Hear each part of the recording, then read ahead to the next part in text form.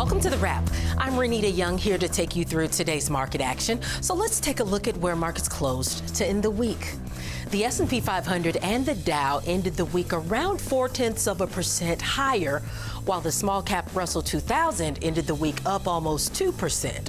And the NASDAQ 100 ended the week down slightly. Now taking a look at the leading and lagging sectors on the day, 5 of the 11 S&P 500 sectors ended the day higher, with tech and consumer discretionary leading the pack. But to the downside, materials and utilities led declines. Looking at some stocks on the move from the week, Warner Brothers Discovery shares closed down around 1.3% on the day, but week to date up almost 18% after the strength it gained this week when CNN CEO Chris Licht stepped down. Warner Brothers Discovery is the parent company of CNN, and CEO David Zaslav expressed his confidence in the interim leadership team as CNN searches for a new CEO.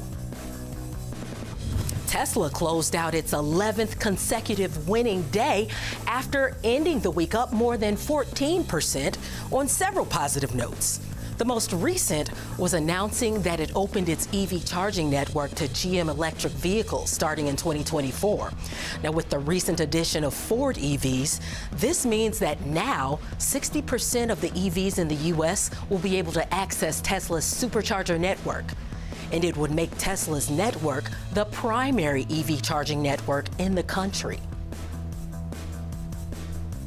And in the few days after Netflix began its password sharing crackdown, it saw the amount of new subscribers quickly rise.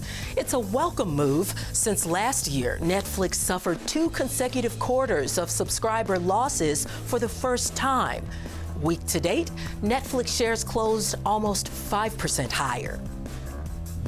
Let's look at what to watch for next week. The FOMC meeting begins on Tuesday and will conclude with an announcement on Wednesday. We get inflation figures on both days. Then on Thursday, we'll see retail sales and Friday consumer sentiment. On the earnings front, Oracle reports on Monday, Lennar on Tuesday, and Adobe on Thursday. That'll do it for The Wrap. I'm Renita Young, and remember to tune in 24/7 to TD Ameritrade Network.com.